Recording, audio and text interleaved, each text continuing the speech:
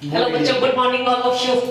चलिए आज एक टॉपिक शुरू करते हैं। सरकार कैसे प्रशासन आखिर करती है हमारे देश में,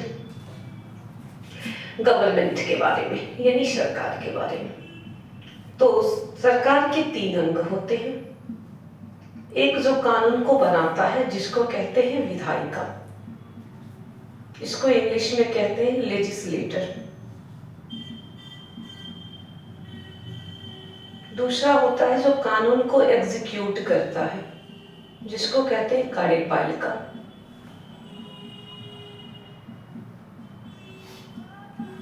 तीसरा होता है जो फैसला देने का काम करे, न्यायपालिका, जुडिशियरी।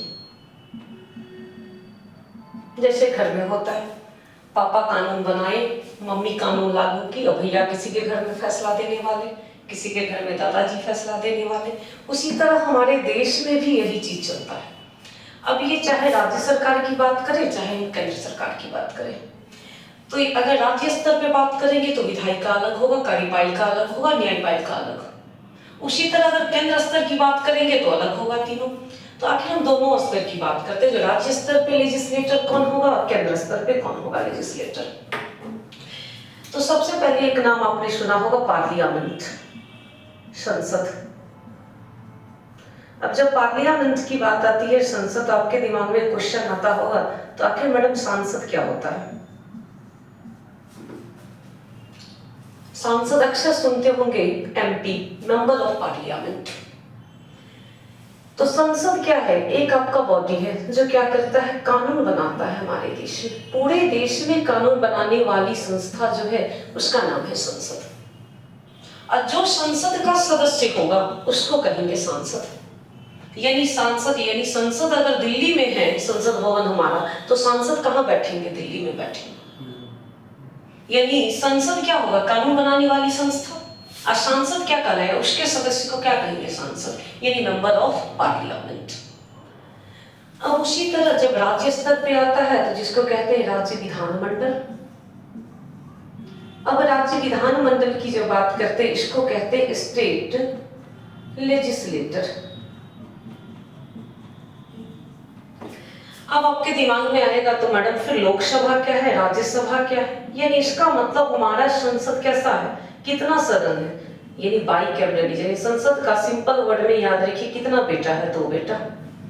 देखो लोकसभा, दूसरा कौन, राज्यसभा। यानी हमारे यहाँ की संसद कैसी है, बाई कैबिनेटिज्म, यानी 2 सदन है इसका। तो वो 2 सदन संसद की जब बात करेंगे तो एक होगा आपका लोकसभा और दूसरा क्या होगा, राज्यसभा। इसको हिंदी में भी लोकसभा और राज्यसभा कहते हैं। इसी तरह जब बात करते हैं राज्य विधानमंडल का, तो इसका भी 2 होगा। एक को कहेंगे असेंबली, लेजिस्लेटिव असेंबली, यानी इसको हिंदी में कहेंगे विधानसभा। और दूसरा होता विधान परिषद, जिसको इंग्लिश में कहेंगे लेजिस्लेटिव काउंसिल। अब 2 आप वर्ड सुने होंगे, एक सुनते होंगे एमएलए और दूसरा सुनते होंगे एमएलसी। इसी बात के लिए यहां तक आए। तो एमएलए का अर्थ क्या होता है और एमएलसी का अर्थ क्या होता है। एमएलए यानी मेंबर ऑफ लेजिस्लेटिव असेंबली, यानी member of legislative assembly. Legislative assembly के मेंबर को क्या कहेंगे, आपका एमएलए।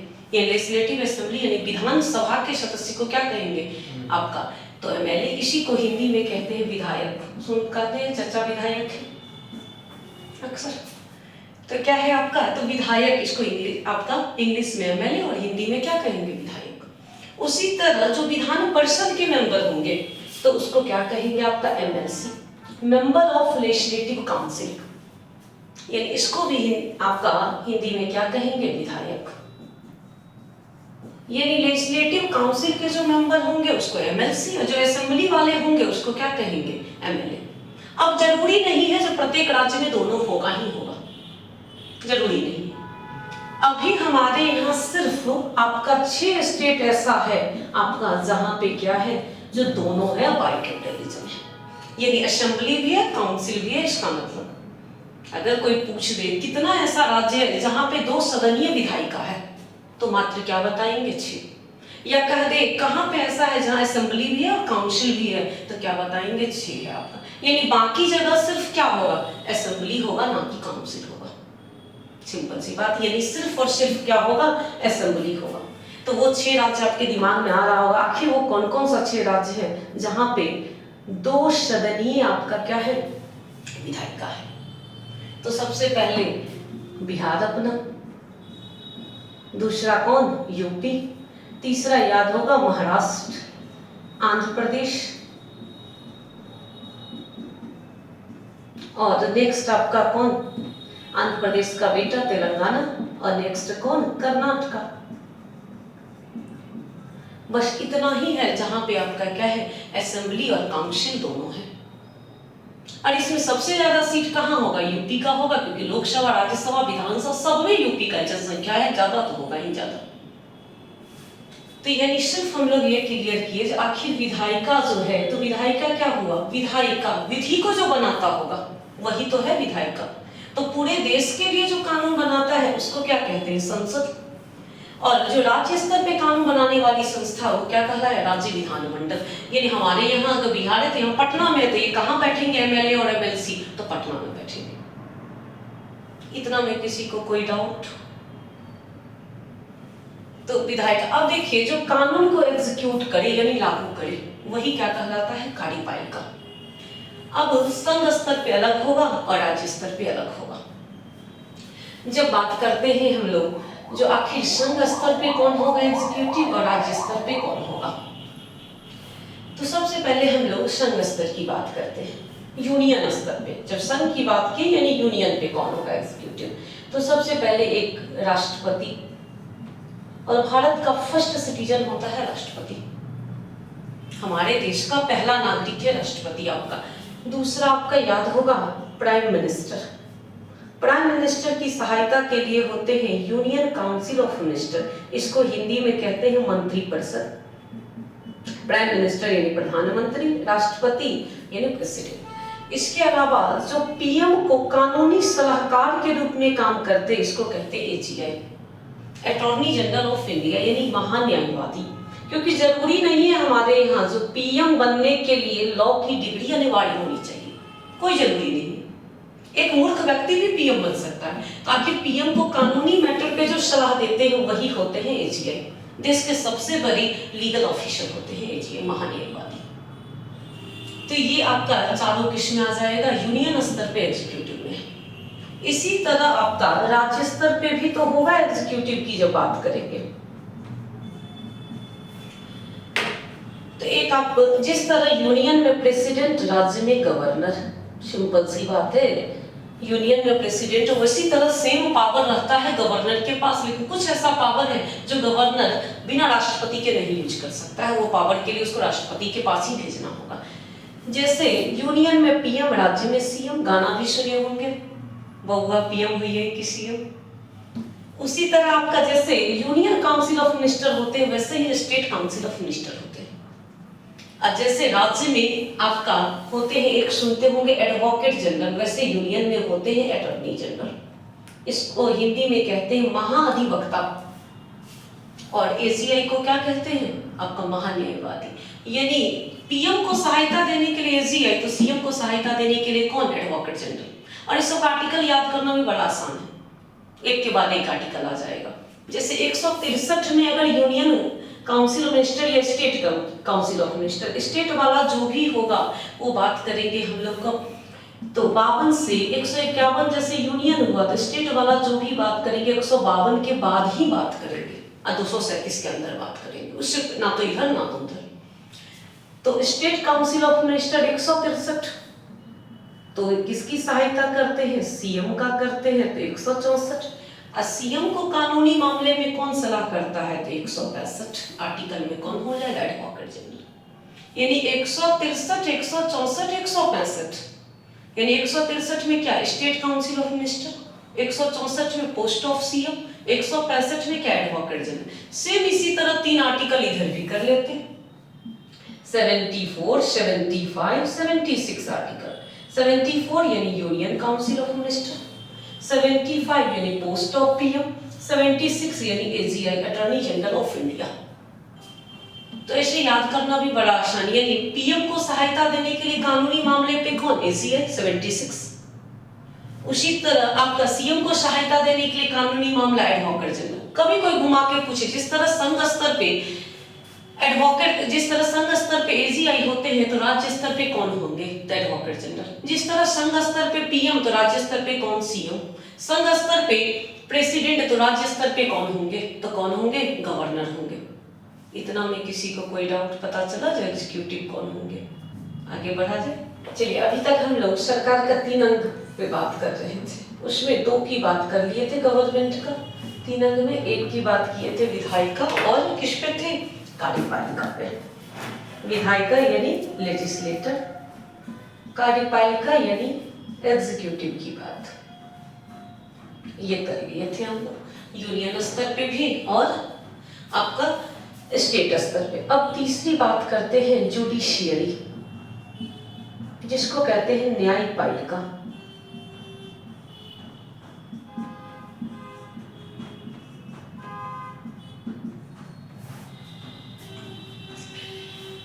तो जुडिशियरी की जब बात करते हैं यानी न्यायपालिका का, नाम से ही लग रहा है जो न्यायपालिका जो है हमारे यहाँ की जुडिशियरी जो है, हम उसकी बात कर रहे हैं, यानी जो न्याय को देने वाला होगा उसी की तो बात कर रहे हैं, यानी न्यायपालिका की बात, जुडिशियरी की बात।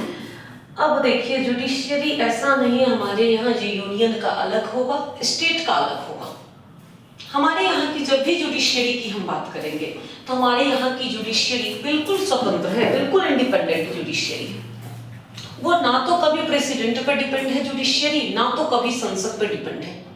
तो हमारे यहाँ की न्यायपालिका, सबसे पहले कोई पूछते कैसी है न्यायपालिका, स्वतंत्र है, इंडिपेंडेंट है। और ये हम लोग का कंसेप्ट नहीं है, ये हम लोग लिए हुए हैं, बोरो किए हुए हैं, यूएसए का। जुडिशियरी भारत में स्वतंत्र है, ये कहाँ का कंसेप्ट है, अमेरिका का है, यूनाइटेड स्टेट्स ऑफ अमेरिका, ना कि स्टेट ऑफ अमेरिका। तो आपका जुडिशियरी स्वतंत्र है। और ना ही जुडिशियरी हमारे यहाँ की कैसी है, जो केंद्र और राज्य का अलग अलग है, यानी हमारे यहाँ की जुडिशियरी जो है इंटीग्रेटेड है। इंटीग्रेटेड का अर्थ होता है, हिंदी में इसको कहते हैं एकीकृत। एकीकृत का अर्थ होता है यानी आपका, जब हम लोअर कोर्ट के फैसले से नहीं खुश है, हम जा सकते हैं अपर कोर्ट, चाहे कहीं भी आपका। तो आखिर हमारे यहाँ की जुडिशियरी का जो है, तो सबसे आपका अपेक्स कोर्ट है सुप्रीम कोर्ट, जिसको हिंदी में कहते हैं सर्वोच्च न्यायालय या उच्चतम न्यायालय। दूसरा होता है हाई कोर्ट, यानी इसको हिंदी में कहते हैं उच्च न्यायालय। तीसरा होता है डिस्ट्रिक्ट कोर्ट, इससे लोअर, सिविल कोर्ट, आपका क्रिमिनल कोर्ट। सबसे लोएस्ट होता है ग्राम कचहरी, सुनते होंगे सरपंच पंच का, तो सबसे लोएस्ट है हमारे यहाँ जुडिशियरी। और सबसे अपेक्स कौन है, सुप्रीम कोर्ट है। सुप्रीम कोर्ट की जब बात करें तो कितना है सुप्रीम कोर्ट, एक ही ना सबसे अपेक्स है। और ये कहाँ पे है आपका, तो याद रखिएगा न्यू दिल्ली में है सुप्रीम कोर्ट। तो इसका मतलब हाई कोर्ट कितना है हमारे यहाँ, ये भी दिमाग में आएगा। तो हाई कोर्ट अभी प्रेजेंट में 25 है।